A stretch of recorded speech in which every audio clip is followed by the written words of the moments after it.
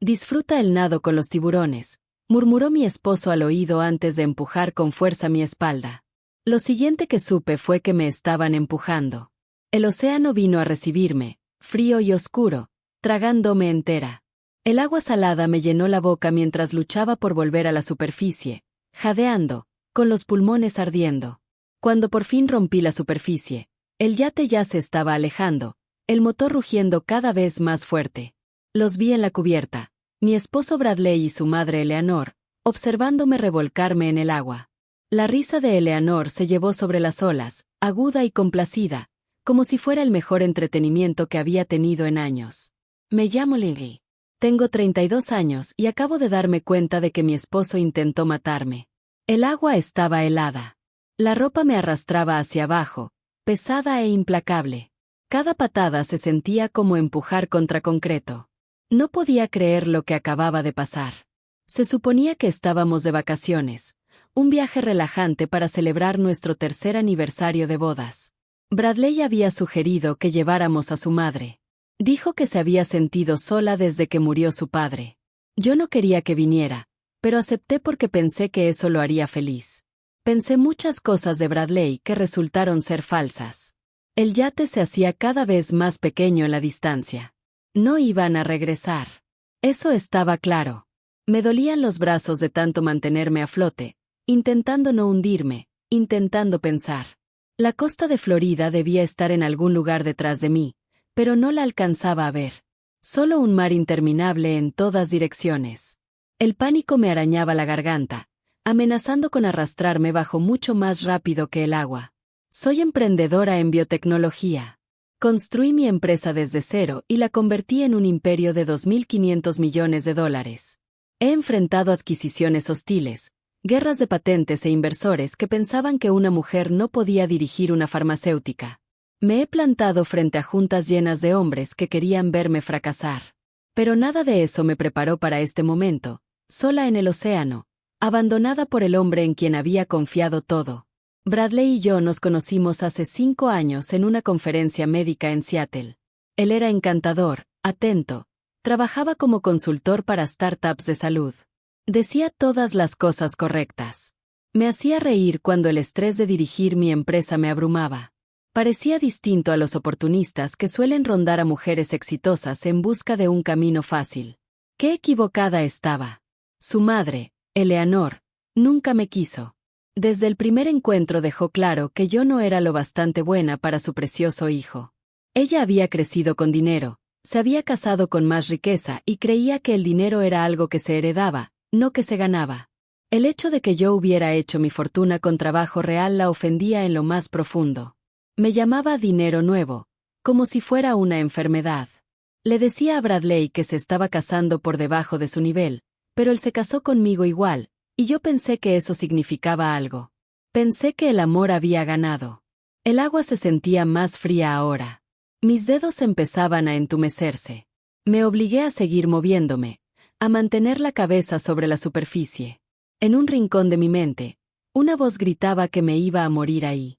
Pero otra voz, la que había levantado una compañía valuada en $1.000 millones contra todo pronóstico, se negaba a aceptarlo. Pensé en los últimos meses, buscando señales que hubiera pasado por alto. Bradley había estado raro últimamente, más distante.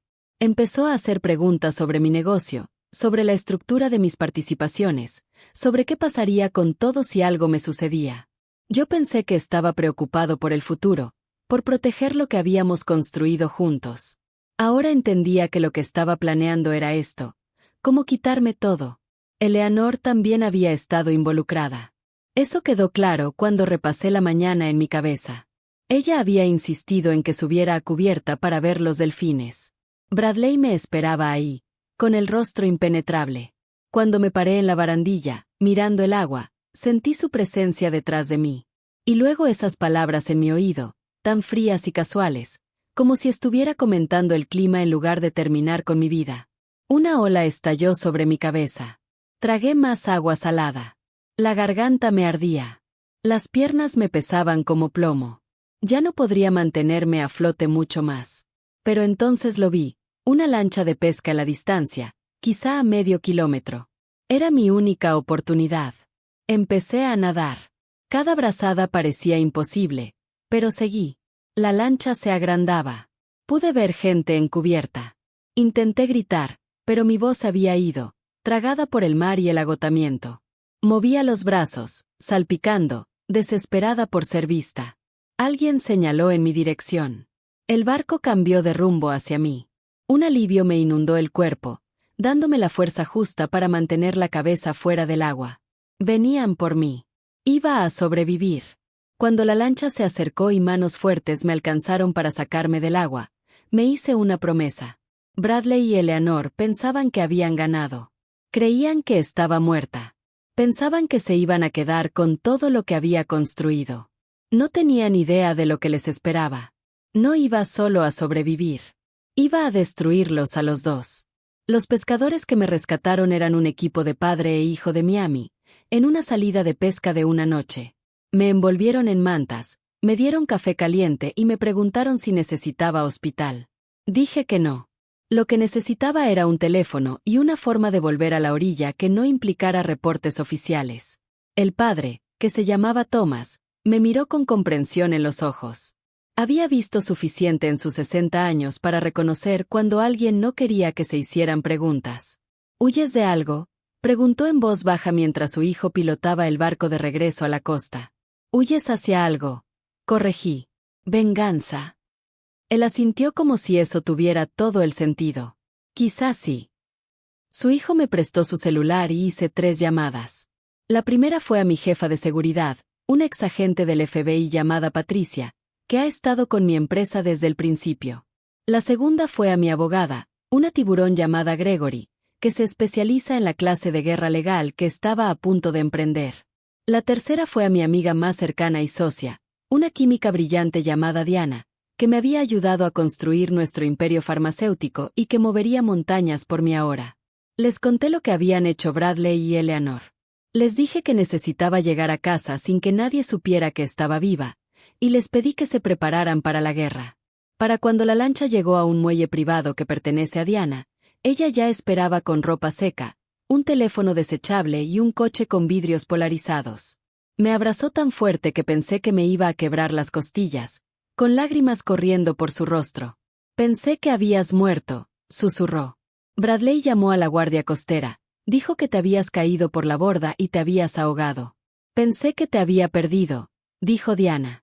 Eso fue audaz. Estúpido, pero audaz. Hizo la llamada hace 2 horas.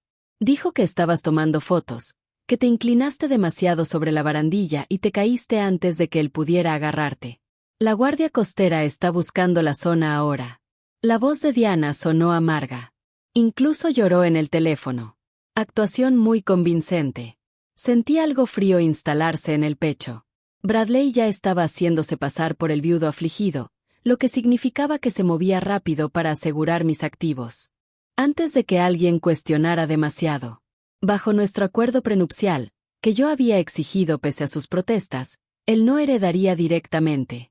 Pero si yo moría, mis acciones de la empresa quedarían inmersas en un proceso sucesorio, y como mi viudo tendría influencia significativa sobre la gestión interina.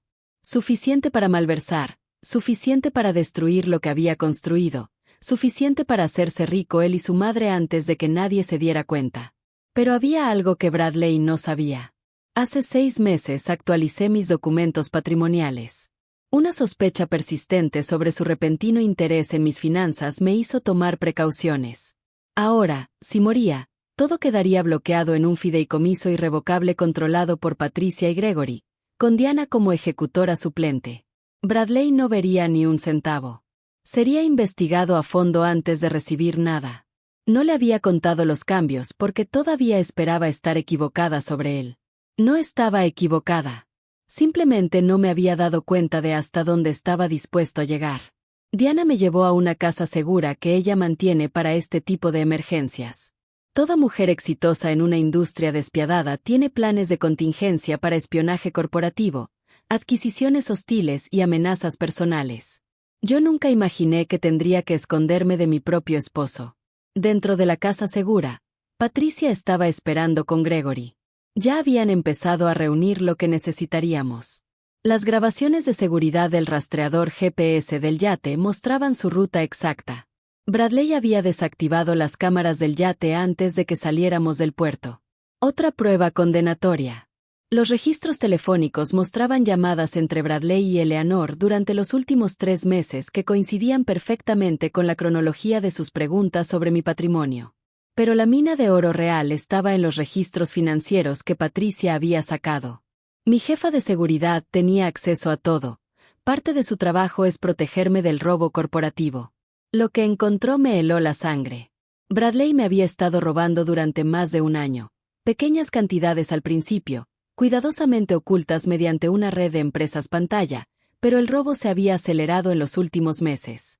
Había sacado cerca de $15 millones de varias cuentas, siempre manteniéndose justo por debajo del umbral que dispararía auditorías automáticas.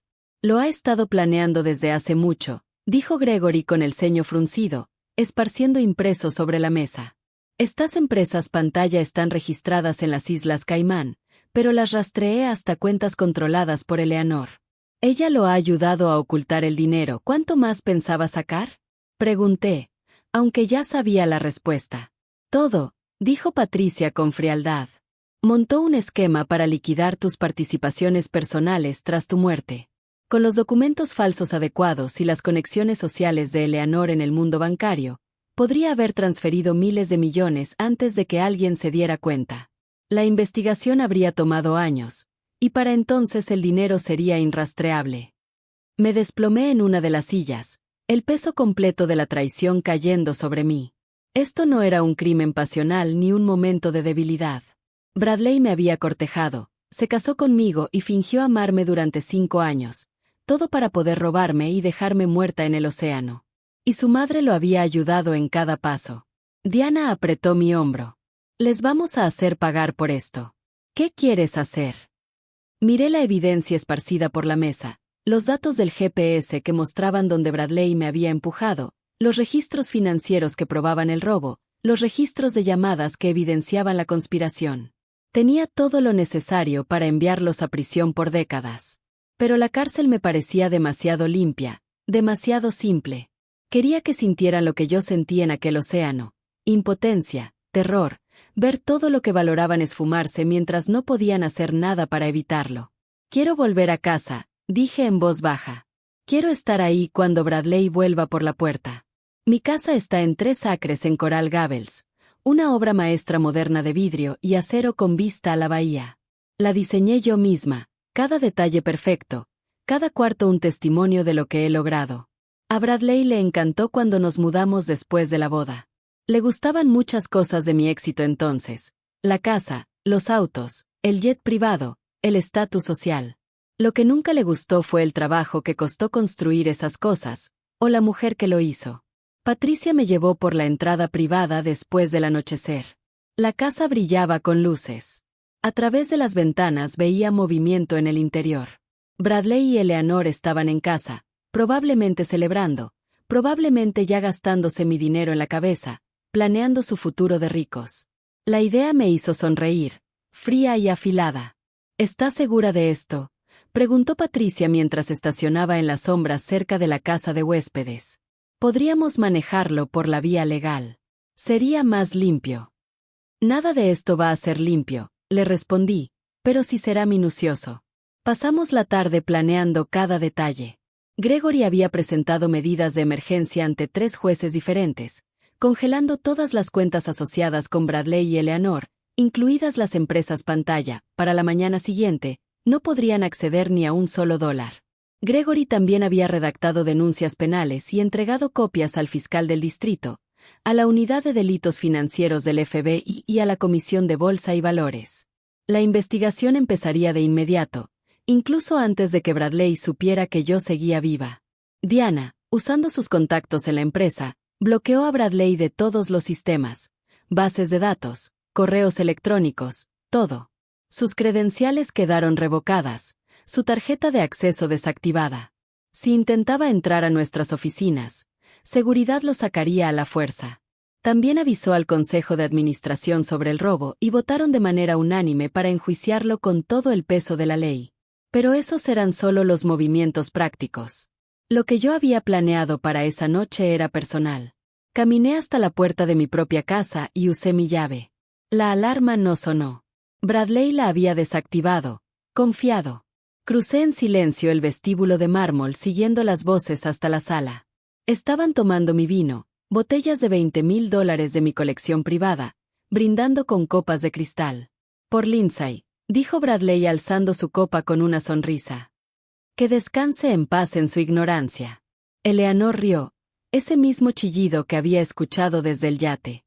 Aún no puedo creer que de verdad lo hiciste. Pensé que te arrepentirías en el último segundo. Fue más fácil de lo que esperaba, respondió Bradley con calma, como si hablara de un negocio y no de un asesinato. Ella confiaba en mí por completo. Nunca sospechó nada. Incluso cuando le pregunté sobre su testamento, solo sonrió y dijo que quería asegurarse de que yo estuviera bien. Negó con la cabeza, divertido por mi supuesta estupidez. De verdad pensaba que la amaba. Las mujeres así siempre lo creen, dijo Eleanor, acomodándose en mi sofá de piel.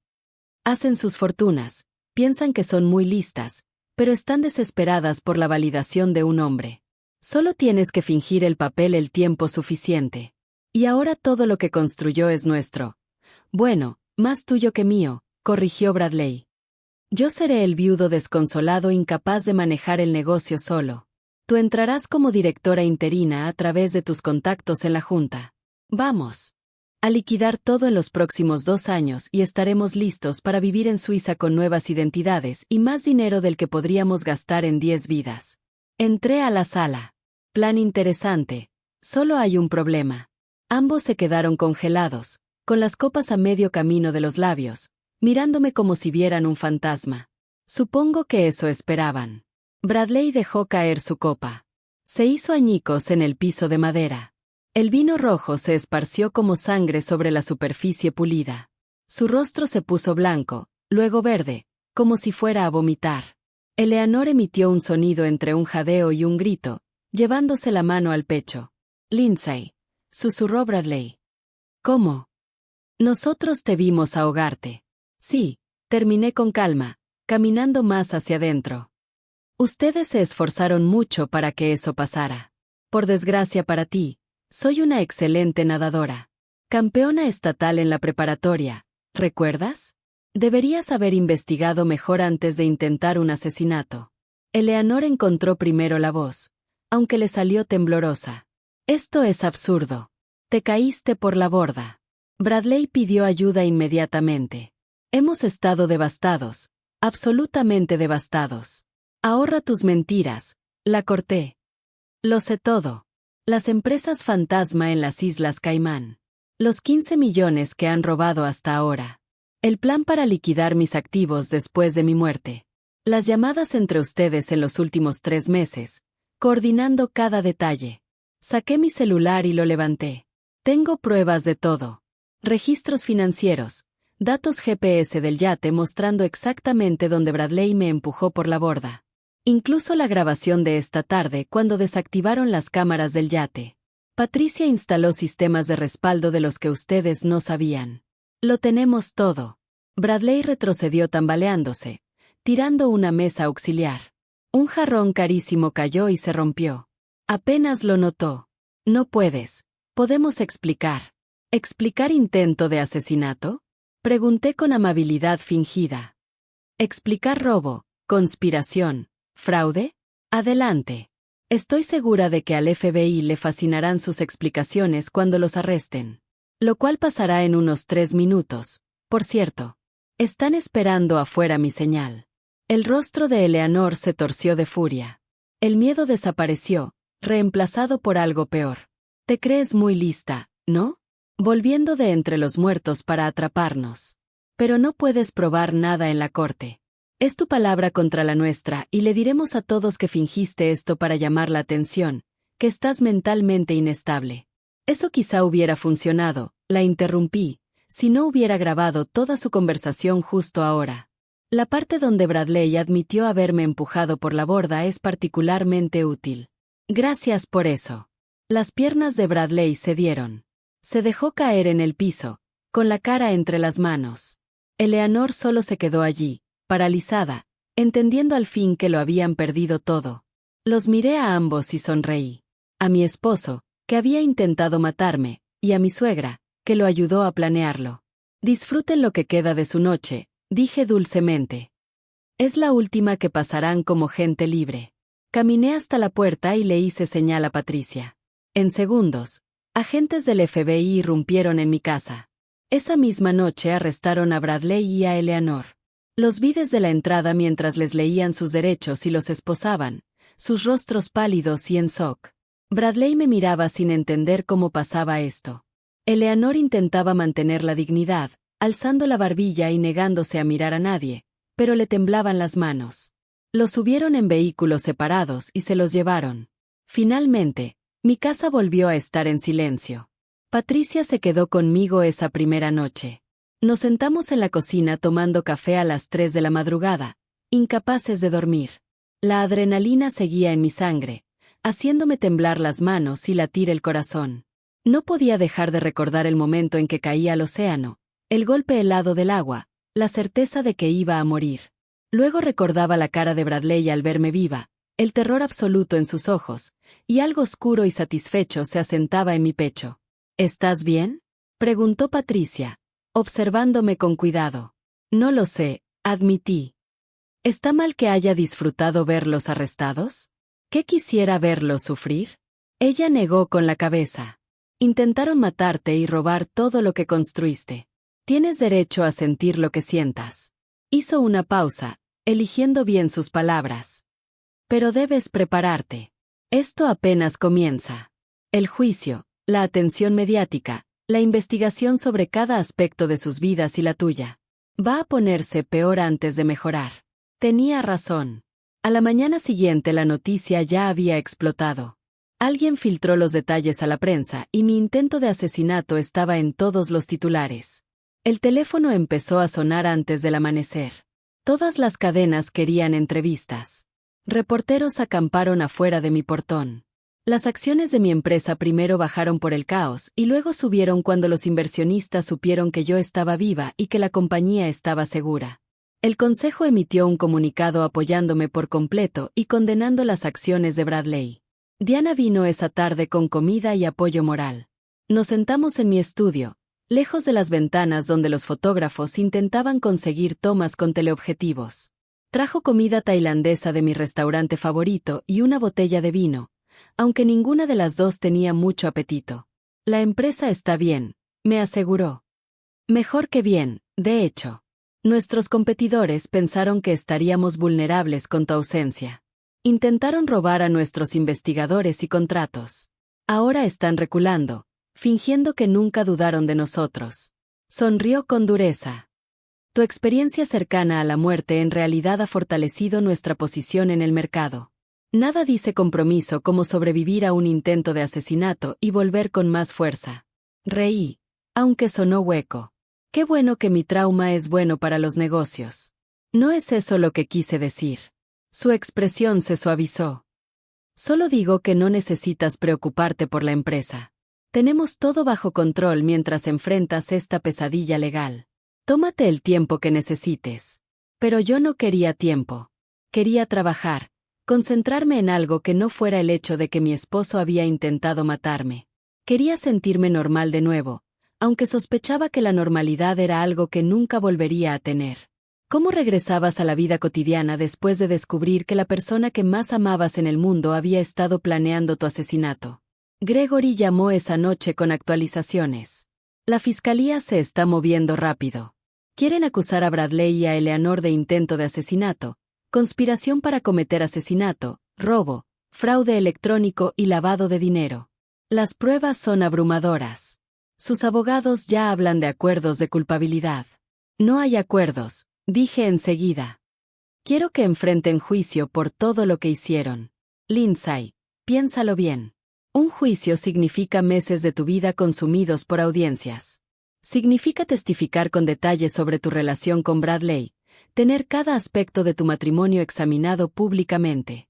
Sus abogados intentarán atacar tu credibilidad, sugerir que mientes o exageras. Te pintarán como una mujer de negocios controladora y paranoica que llevó a Bradley a la desesperación. No será agradable. No me importa, dije firme. Intentaron matarme. Gregory. Lo planearon por meses, robaron millones y se habrían quedado con todo si yo hubiera muerto. Quiero que un jurado escuche exactamente lo que hicieron. Quiero que quede en registro público. Suspiró, pero no discutió más. De acuerdo. Avisaré a la fiscalía que rechazamos cualquier negociación. Prepárate para que esto se ponga feo. No tenía idea de cuán feo se pondría. 2 días después, Eleanor salió bajo fianza. Sus abogados argumentaron que era mayor, sin antecedentes penales y sin riesgo de fuga. El juez estuvo de acuerdo, fijando la fianza en 5 millones. Eleanor la pagó de inmediato. Al parecer tenía dinero escondido que no habíamos encontrado. Salió de la cárcel luciendo altiva y enojada, directo a un enjambre de reporteros. Mi hijo es inocente, declaró ante las cámaras con voz fuerte y clara. Lindsay está mentalmente inestable. Siempre estuvo celosa de nuestra relación cercana, siempre tratando de separar a Bradley de su familia. Ella montó todo esto para incriminarnos porque Bradley por fin le puso un alto a su comportamiento controlador. La verdad saldrá en el juicio y todos verán qué clase de persona es en realidad. Vi la conferencia de prensa desde mi estudio, sintiendo algo frío y pesado instalarse en mi estómago. Eleanor no solo se defendía, estaba atacando, y era buena en ello. Décadas de conexiones sociales, trabajo de caridad y manejo cuidadoso de su imagen la habían convertido en una figura respetada en ciertos círculos. Sabía cómo hacerse la víctima, cómo volverse simpática. La cobertura mediática cambió casi de inmediato. De pronto aparecieron artículos cuestionando mi versión de los hechos. Opiniones sobre mujeres ricas que usan acusaciones contra hombres. Entrevistas con gente que apenas me conocía diciendo que yo era fría, calculadora, obsesionada con el control. Alguien encontró a un viejo rival de negocios que me demandó años atrás, una demanda que perdió estrepitosamente, y salió en televisión diciendo que yo había destruido su empresa por venganza. La audiencia de fianza de Bradley estaba programada para la semana siguiente. Sus abogados presentaron mociones para que lo liberaran mientras esperaba el juicio. Entregaron cartas de recomendación de amigos y colegas, incluyendo 3 ejecutivos de mi propia empresa que al parecer creían que Bradley era encantador y que no podía hacerle daño a nadie. Me enfermaba leer sus declaraciones sabiendo que defendían a alguien que literalmente me había empujado al océano para matarme. Patricia incrementó la seguridad en mi casa y oficina. Había recibido amenazas creíbles, mensajes anónimos diciendo que yo merecía lo que me pasó, que mentía en todo, que alguien debería terminar lo que Bradley empezó. Las amenazas se enviaron al FBI, pero no hicieron nada para aliviar el nudo permanente de ansiedad en mi pecho. Eleanor está orquestando esto, me dijo Patricia. La campaña mediática, los testigos de carácter, probablemente incluso las amenazas. Está tratando de envenenar la opinión pública contra ti antes del juicio. ¿Podemos probarlo? Estoy trabajando en eso, pero es lo bastante lista para mantenerse aislada. Todo pasa por intermediarios, empresas fantasma, supuestas firmas de relaciones públicas independientes. Su expresión era sombría. Ha estado planeando este plan B, Lindsay. En el momento que ella y Bradley fueron atrapados, activó un plan de respaldo para destruir tu credibilidad. Está luchando por su vida ahora y usa cada arma que tiene. Miré por la ventana a los reporteros que seguían acampando más allá de mi portón. Llevaban días ahí, esperando una declaración, una foto, cualquier cosa para alimentar la historia. Yo llevaba escondida en mi propia casa como una prisionera mientras Eleanor andaba libre y me pintaba como la villana. Necesito contraatacar, dije en voz baja. ¿Cómo? Me giré hacia Patricia y debió ver algo en mi expresión porque incluso dio un paso atrás. Vamos a encontrarlo todo. Cada secreto sucio que Eleanor haya escondido. Cada mentira. Cada crimen. Quiere destruir mi reputación. Perfecto. Veamos cómo aguanta la suya bajo escrutinio. Patricia sonrió lentamente. Eso ya suena mejor. Dame 48 horas. Patricia cumplió en 36. Llegó a mi casa con 3 cajas llenas de documentos y una laptop con suficiente mugre sobre Eleanor para enterrarla 10 veces. Tu suegra, dijo Patricia, extendiendo los archivos en mi comedor, no es la dama respetable que pretende ser. Es una criminal. Lo ha sido por décadas. Me incliné hacia adelante, el corazón latiendo con fuerza. Dime todo. Empecemos con su difunto esposo, el padre de Bradley. Murió hace 10 años, oficialmente de un infarto, pero encontré registros médicos que cuentan otra historia. Sacó una carpeta gruesa. No tenía antecedentes de enfermedades cardíacas. Estaba sano, activo, revisiones médicas regulares, todo en orden. De repente, a los 58, muere.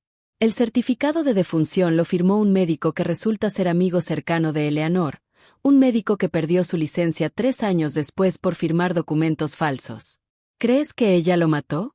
Creo que vale la pena investigarlo, sobre todo cuando ves lo que pasó justo después de su muerte. Eleanor heredó todo. Una fortuna de aproximadamente 400 millones. Pero aquí está lo interesante. 3 meses antes de morir, su esposo había redactado un nuevo testamento. Este ponía la mayor parte de sus bienes en un fideicomiso para Bradley y su hermana, con Eleanor recibiendo solo una pequeña parte. Ese testamento nunca se presentó. El abogado que lo redactó murió en un accidente automovilístico 2 semanas después de la muerte del esposo. Sentí que la sangre se me helaba. Eleanor los mató a los dos. No podemos probarlo todavía, pero el patrón está ahí. 2 muertes convenientes. Un enorme beneficio financiero para Eleanor y circunstancias sospechosas en ambos casos. Patricia sacó otra carpeta. Luego está la hermana de Bradley, Catherine.